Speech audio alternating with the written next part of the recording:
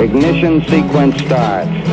6, 5, 4, 3, 2, 1, 0. Liftoff. We have a liftoff.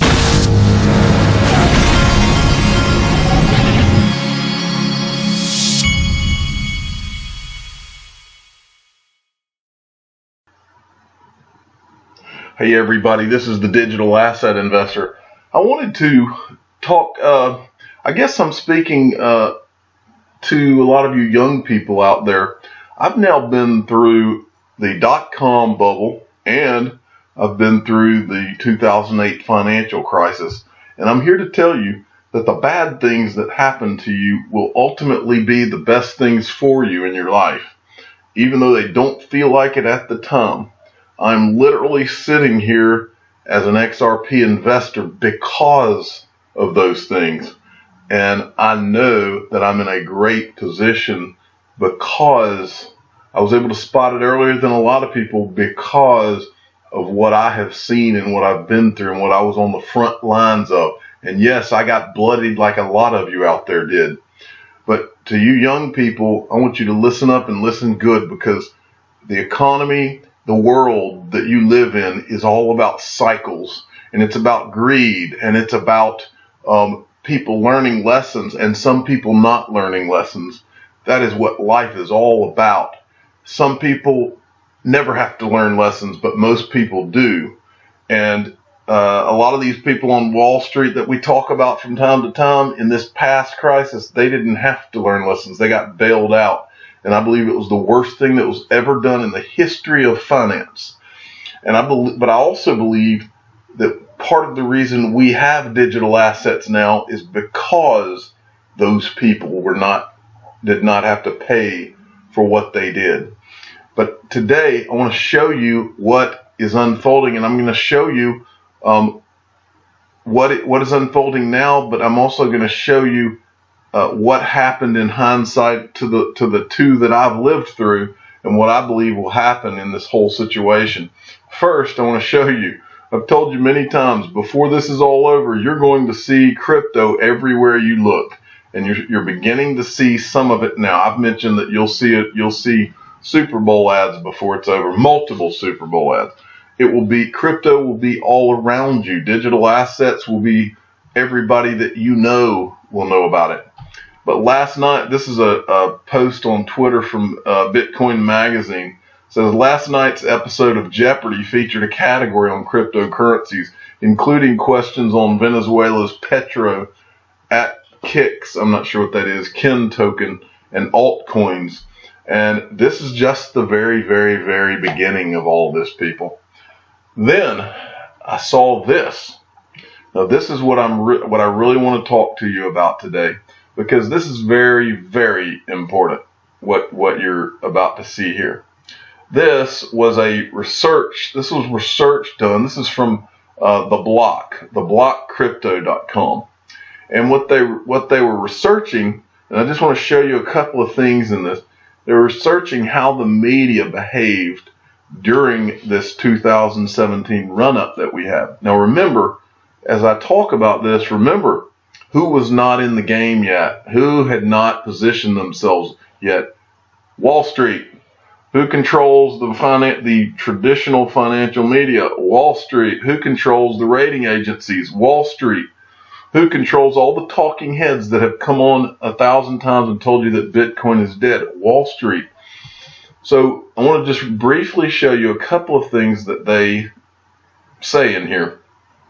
One of the things that they say is, in mid-2017, as the price of cryptocurrencies skyrocketed, negative coverage became more common. And then it says over 88% of coverage from conservative media outlets were negative. That's over 88%. Over 88%. Okay? And then they've got this chart that shows the run-up from it shows all the way from 2013. And this has all been negative. Almost like, and I believe that all through here, they were just rolling their eyes, the traditional financial people. I believe they rolled their eyes, and I believe somewhere in here, probably last year, they all turned to each other and said, this is not going away. We need to find out how to get in and make money off of it.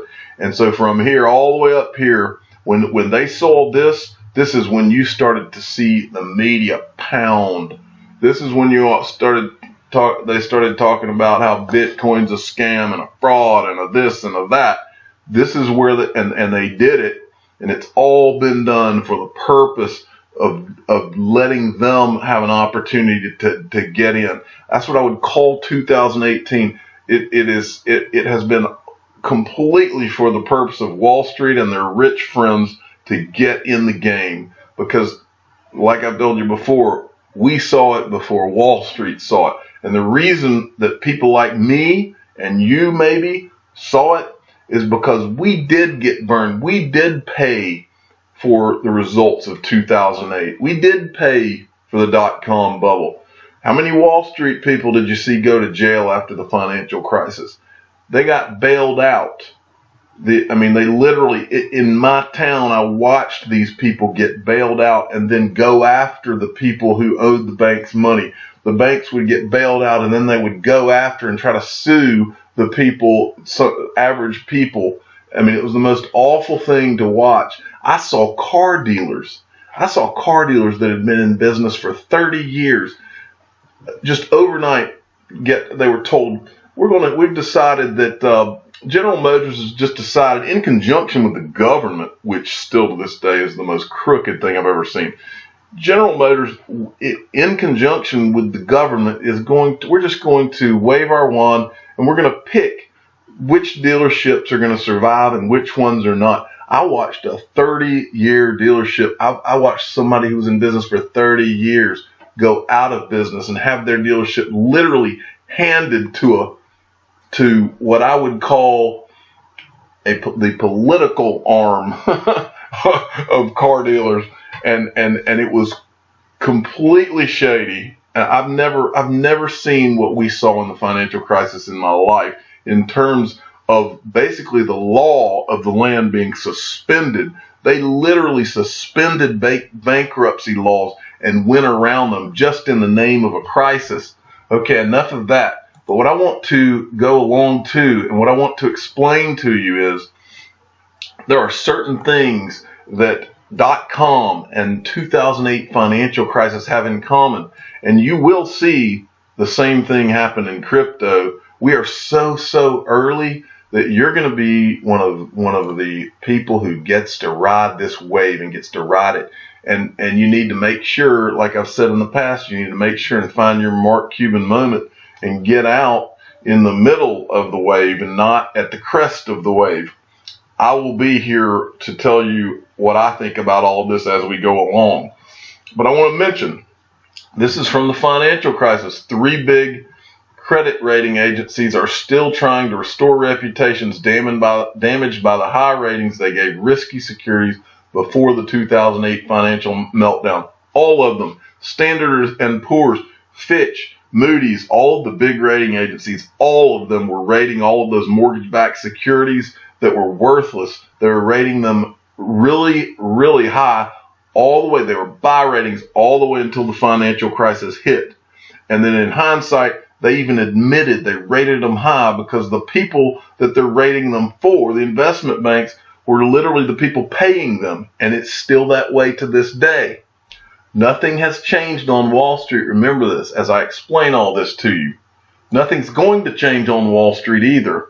I should add that. Now, I want to show you this one first. I put these out of order. Then after the subprime crisis, that was a no pun intended subprime crisis. Who is to blame for the subprime crisis? The mess. And then they go through and basically there's 1,000 fingers pointing at in 1,000 different directions. But one thing comes out of it all, and that is none of the people who were sophisticated enough to have known better truly paid. The only person that paid was Bernie Madoff, who deserved to pay. But I'm sure Bernie Madoff would tell you, what about all these other guys who basically did the same thing? Why aren't they paying? Okay, So next, I want to show you that was basically, this is how all of these financial crises end, which is what I really wanted to show you.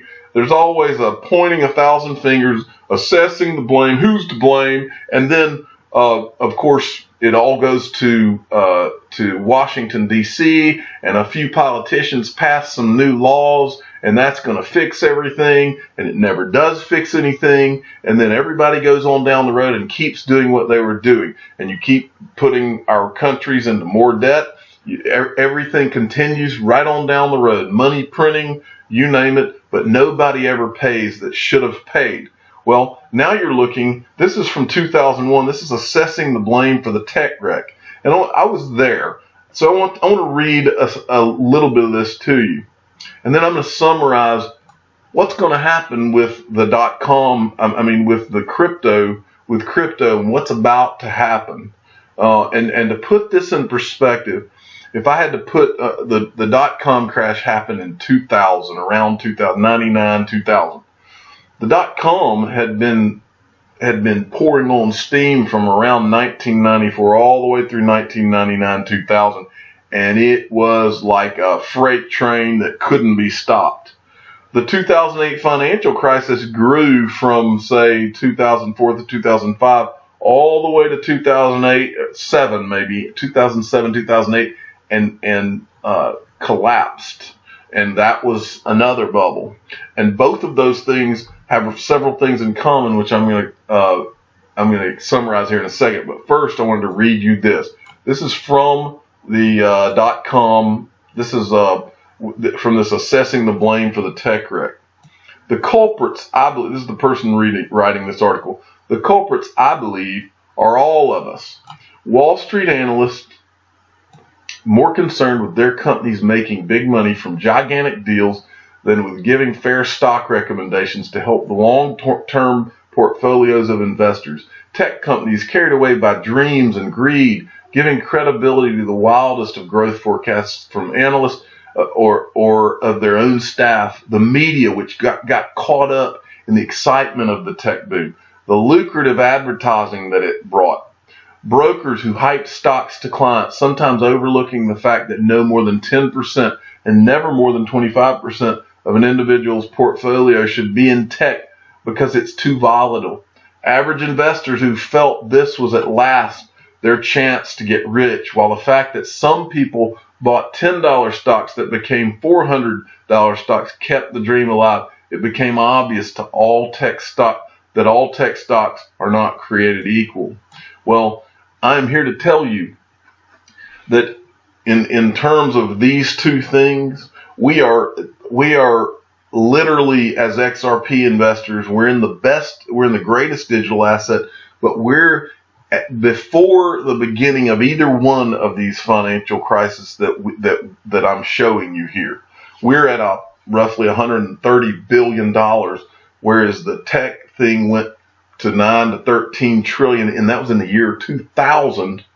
And this financial crisis in 2008 was literally trillions and trillions into the, probably, I don't remember the figure, but I want to say it was into the 80 to 100 trillion dollar just collapse of the mortgage industry.